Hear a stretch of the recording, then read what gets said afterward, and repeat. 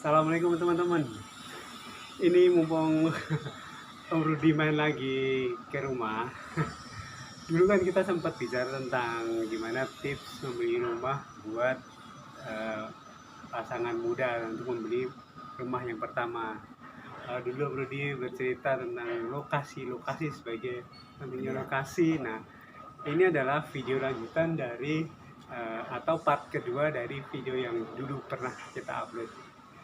Eh, kita simak lagi tips dari Pak Rudi untuk membeli properti awal buat para keluarga muda. Gimana Pak Rudi? Silakan Pak Rudi. Ya, begini. Jadi untuk menentukan pilihan kita mendapatkan sebuah rumah. Rumah itu kan merupakan suatu kebutuhan jangka panjang, tidak hanya sehari dua hari, sebulan 2 bulan. Jadi itu kalau bisa ditempati selamanya. Jadi untuk menentukan tempat yang kita huni selamanya, senyaman mungkin yang harus kita pilih, kita tentukan. Yang kemarin dulu saya berbicara tentang pilihannya, pertama itu adalah lokasinya. Setelah tepat dengan lokasinya, kita menginjak pada bentuk rumahnya itu sendiri.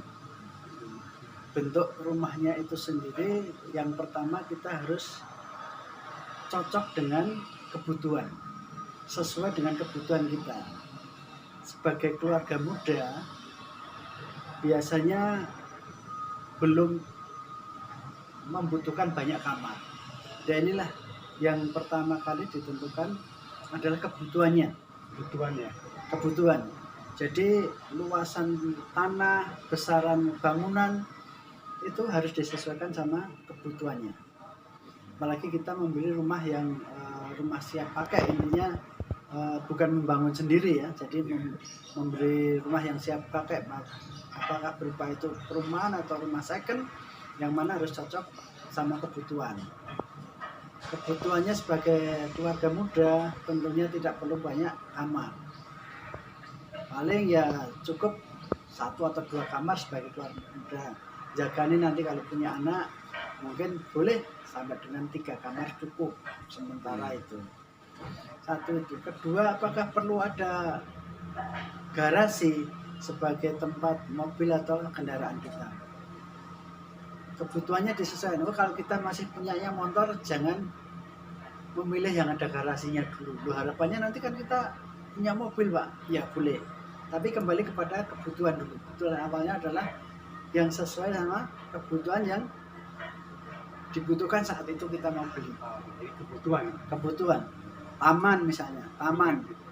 Butuh enggak di taman ini? Apakah satu rumah itu perlu ada tamannya enggak ini? Kembali kepada kebutuhannya itu tadi, kebutuhan. Setelah kebutuhan dari bentuk struktur dipertimbangkan juga. Jadi setelah kebutuhan bentuk satu rumah, baik itu taman, garasi, ruang tamu, kamar mandi, kamar tidur, dapur dan sebagainya sudah memenuhi sebagaimana kebutuhan kita, kemudian kita menginjak pada struktur bangunannya itu sendiri. Kualitasnya bagaimana bangunan itu? Kualitas. Keduanya kualitas bangunannya. Kalau kita memberi di developer di sebuah perumahan, biasanya developer itu sendiri sudah mempunyai kualitas standar, kualitas yang menjual. Jadi kita bisa memilih lah istilahnya, ini bangunannya developernya siapa. Biasanya developer yang bonafit, dia akan selalu menjaga kualitas. Ya, mereka biasanya sudah punya standar bangunan yang bagus. Ya, standar bangunannya, kemudian kayunya, bahan-bahannya, mungkin juga keramik dan atapnya. Itu kita perhatikan detailnya. Berarti struktur bangunan itu harus benar-benar baik, berkualitas, kuat, kokoh, tidak gampang rusak, menjadi pilihan yang kedua. Ya, untuk yang ketiga tentu saja kita memperhatikan sisi-sisi fasilitas.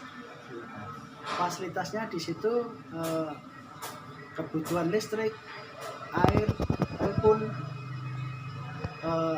ini mencukupi nggak dengan kebutuhan kita tadi, fasilitasnya. Jadi yang menunjang aktivitas keseharian kita ditunjang dengan fasilitas yang ada akan terasa lebih nyaman, lebih tentram tinggal di rumah itu. Jadi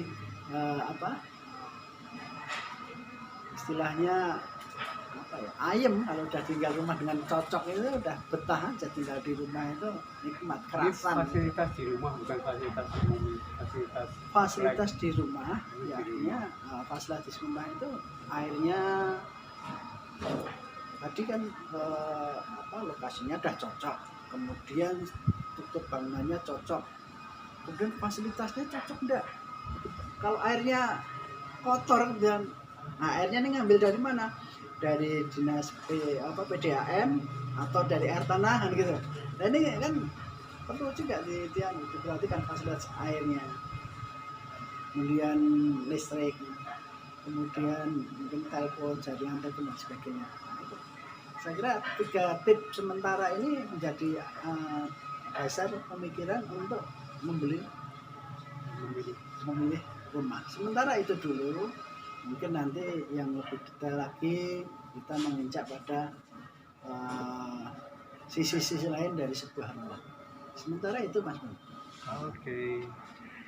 Itu tadi tips dari Om Rudi untuk membeli rumah. Setelah kita pertama dulu pernah kita bahas tentang lokasi. Jadi setelah kita memilih lokasi yang cocok, itu kita selanjutnya pada menyesuaikan kebutuhan kita dengan rumah yang mau kita beli itu tersebut.